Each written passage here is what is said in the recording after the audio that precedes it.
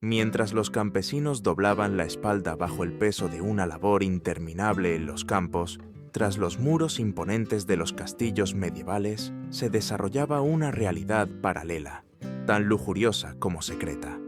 Allí, los señores feudales, dueños absolutos de la tierra y de las vidas que la trabajaban, levantaban un universo en el que ninguna fantasía era prohibida y ninguna pasión estaba vedada. Lo que se vivía en aquellas cámaras ocultas no eran simples diversiones nocturnas, sino manifestaciones físicas de un poder que convertía el privilegio en un supuesto derecho divino para quebrar toda frontera moral. Estas orgías, cuidadosamente silenciadas en las crónicas oficiales, se erigieron como la más pura expresión de la desigualdad feudal.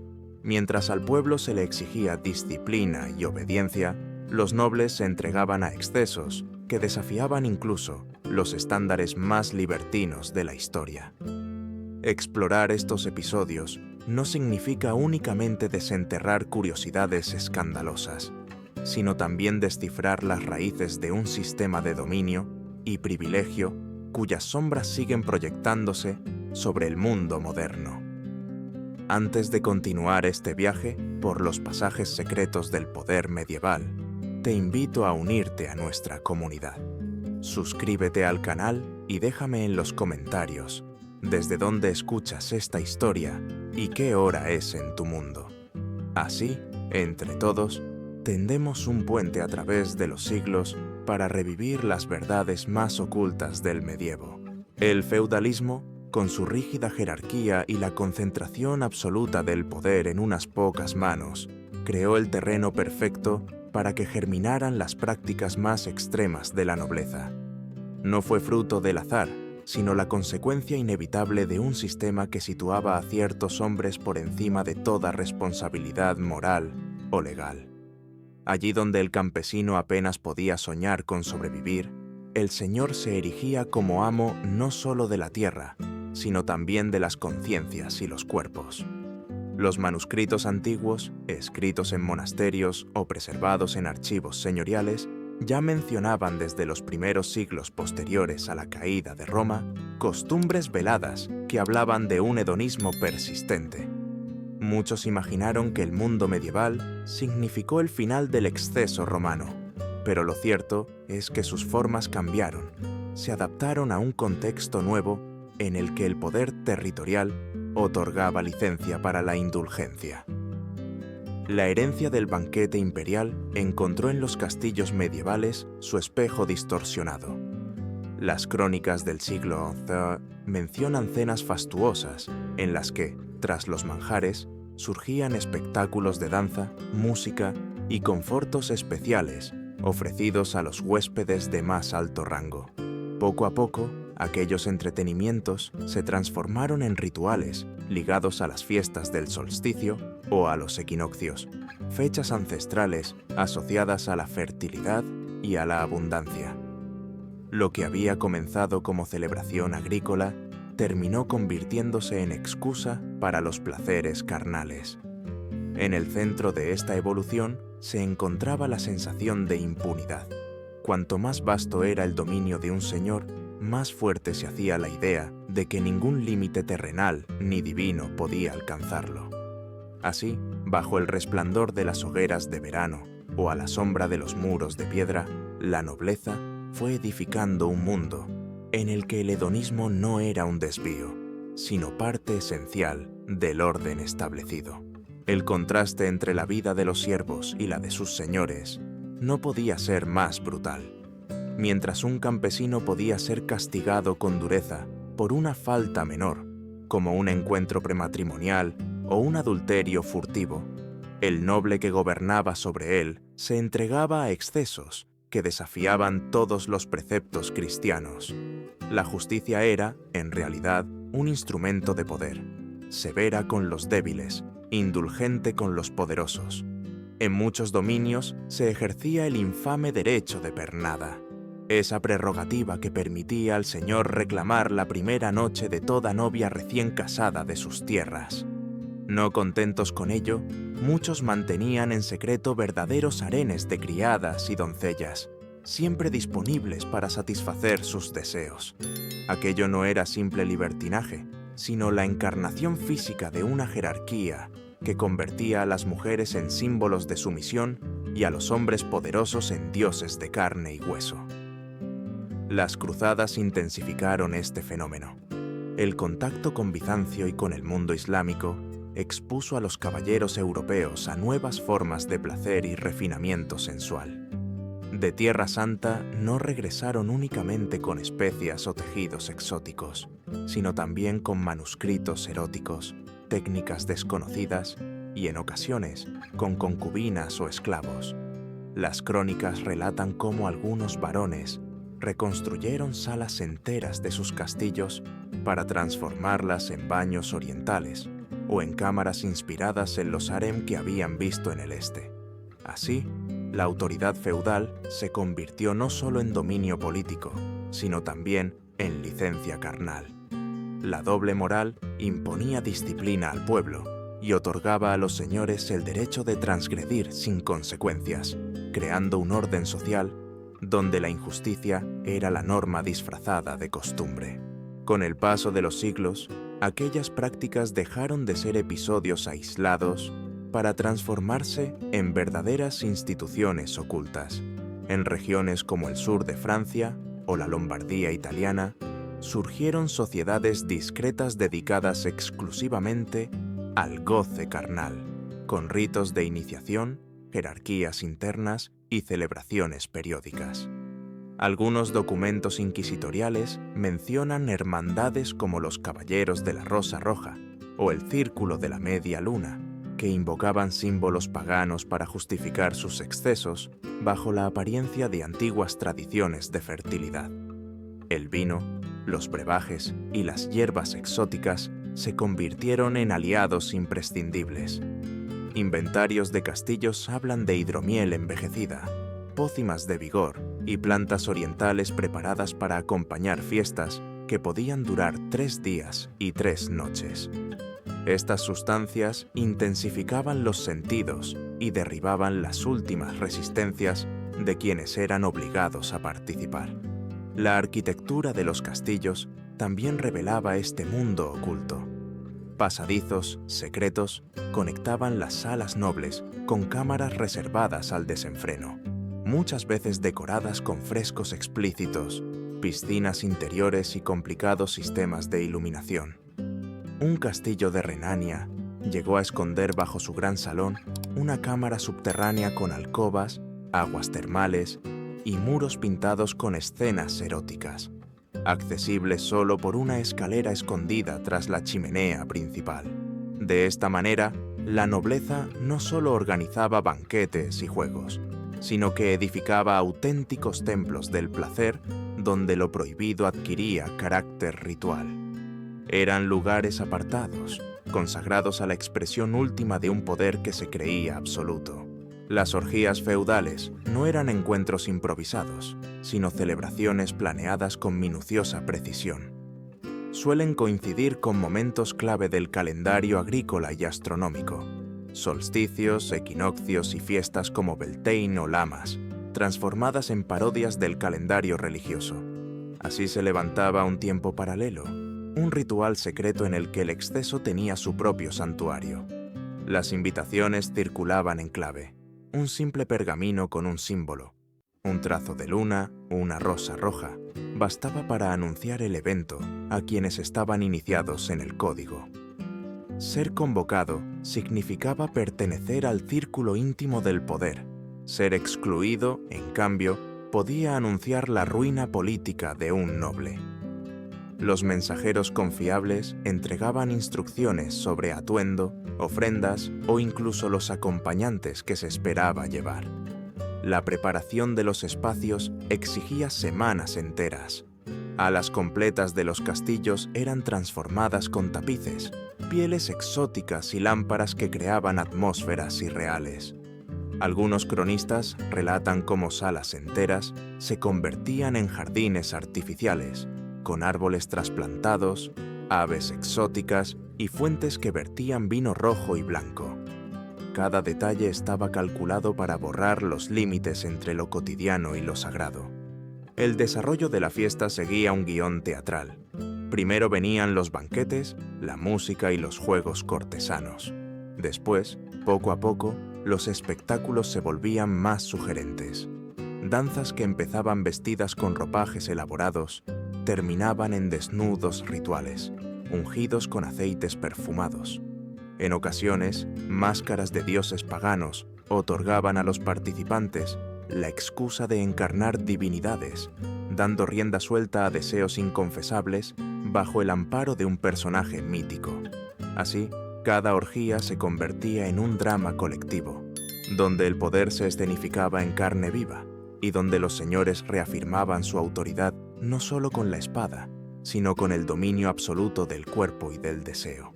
La participación femenina en estas celebraciones reflejaba las mismas jerarquías de la sociedad feudal. En la cúspide se encontraban las damas nobles, cuya presencia variaba según la región y la época. En algunos lugares, sobre todo en Provenza o ciertas cortes italianas, participaban activamente, aunque siempre bajo el amparo de su rango. En tierras más conservadoras, como Alemania o Inglaterra, solían limitarse a observar o retirarse estratégicamente, dejando espacio a los excesos de sus esposos, pero nunca ignorando su existencia. Muy distinta era la situación de las mujeres de rango inferior. Criadas, campesinas o jóvenes de las aldeas eran seleccionadas mediante un eufemístico derecho de elección. En realidad, se trataba de una extensión del temido derecho de pernada, que convertía la belleza de una joven en moneda de poder. A menudo eran preparadas días antes, con baños perfumados, depilaciones rituales y ungüentos afrodisíacos. Manuscritos de la época describen cuerpos bañados en agua de rosas, depilados con pasta de azúcar al estilo oriental y ungidos con vino mezclado con miel para realzar su dulzura. Estas prácticas rara vez implicaban elección libre. Muchas mujeres eran forzadas con drogas, afrodisíacos o mediante una presión psicológica irresistible. Los testimonios mencionan mezclas de vino con hierbas que abatían la voluntad y estimulaban el deseo. El resultado eran embarazos no deseados, abortos forzados, niños ocultados como huérfanos y, en los casos más trágicos, jóvenes que regresaban con el alma rota, perseguidas por pesadillas o llevadas al suicidio. Los sirvientes varones tampoco escapaban a este engranaje. Algunos eran explotados sexualmente. La mayoría, en cambio, actuaba como auxiliares indispensables. Copas servidas, paños perfumados, aceites y discretas asistencias íntimas. Su silencio se garantizaba con juramentos amenazantes, que prometían mutilación o muerte a quien revelara los secretos de su señor. Así, entre damas protegidas y siervas despojadas, entre criados forzados al mutismo y nobles amparados en la impunidad, las orgías se convertían en el escenario donde se encarnaba, sin máscara alguna, la desigualdad absoluta del feudalismo. La relación entre la Iglesia medieval y las orgías feudales fue un espejo de contradicciones. En los púlpitos, los clérigos denunciaban con vehemencia la lujuria, imponiendo penitencias severas incluso por faltas menores. Sin embargo, esas condenas rara vez alcanzaban a los poderosos. Los confesores de la nobleza solían suavizar las culpas de sus señores, convencidos de que la carga del gobierno justificaba indulgencias carnales. Pero la hipocresía no se limitaba al perdón complaciente. Numerosos obispos, abades e incluso cardenales participaron directamente en aquellas celebraciones. Documentos privados mencionan banquetes en los que clérigos de alto rango compartían compañía femenina con los nobles, garantizando así que sus secretos quedarían protegidos bajo un pacto de silencio mutuo. En algunos casos, monasterios enteros se convirtieron en escenarios de estas fiestas, disfrazadas de retiros espirituales. La corrupción alcanzaba también el plano económico. Tras cada gran festín, los señores solían hacer generosas donaciones a abadías o diócesis, no como arrepentimiento sincero, sino como pago implícito por indulgencias y complicidad.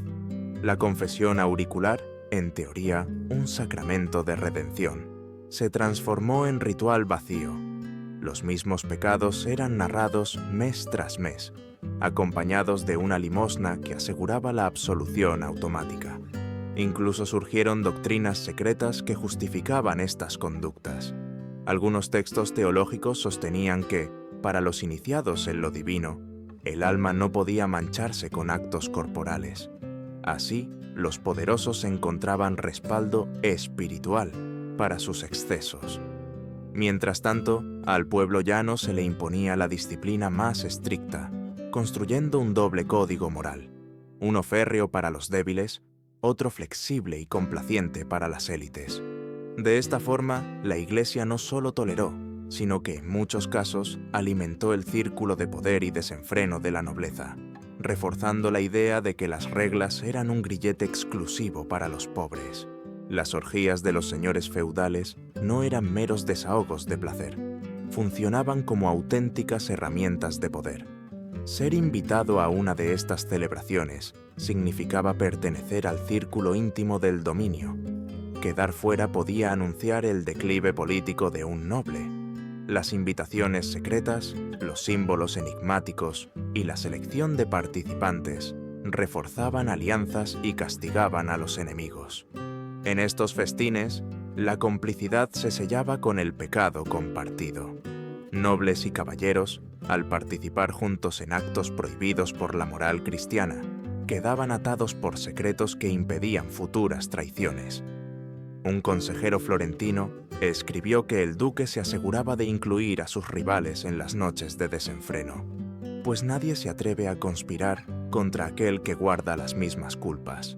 Así, el libertinaje se convertía en arma política. Para los campesinos, la dimensión era distinta.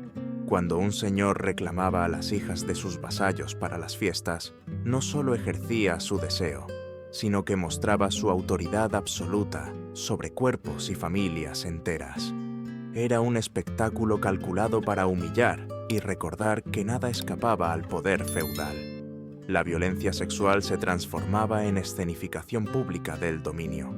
Además, aquellas reuniones servían como espacios de negociación.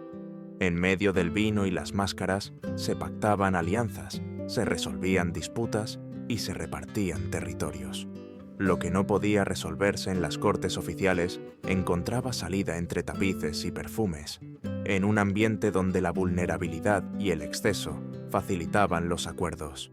Así, las orgías no fueron solo ceremonias de placer, sino instrumentos de control y cohesión política, donde la carne se convertía en moneda y el deseo en vínculo de poder. Las orgías feudales dejaron huellas mucho más profundas que los muros de piedra donde se celebraban. Con el paso del tiempo, minaron la legitimidad del sistema, pues el pueblo observaba cómo se predicaba austeridad mientras los señores se entregaban al desenfreno. La desconfianza hacia la Iglesia y la nobleza creció, alimentando la semilla de futuras reformas y rebeliones. Las comunidades campesinas buscaron estrategias de resistencia. Algunas adelantaban matrimonios para proteger a las jóvenes, otras escondían a las doncellas en días señalados o fingían enfermedades para evitar la selección de sus hijas. Estos gestos, apenas mencionados en los documentos oficiales, eran parte de una lucha silenciosa contra el abuso feudal. El eco cultural de estas prácticas se extendió durante siglos. El carnaval mediterráneo, con sus máscaras, inversiones de roles y licencias temporales, puede interpretarse como una parodia popular de las fiestas aristocráticas. En la literatura medieval, los fabliaux ridiculizaban a clérigos y nobles lujuriosos, reflejando el sentir popular contra la hipocresía. Incluso en el arte renacentista se conservan ecos de aquellas escenas, disfrazados bajo mitologías de dioses y bacanales. Las leyes también cambiaron como respuesta. Edictos reales comenzaron a limitar los abusos de los señores y a reconocer, de manera incipiente, la necesidad de proteger a las mujeres de clases bajas.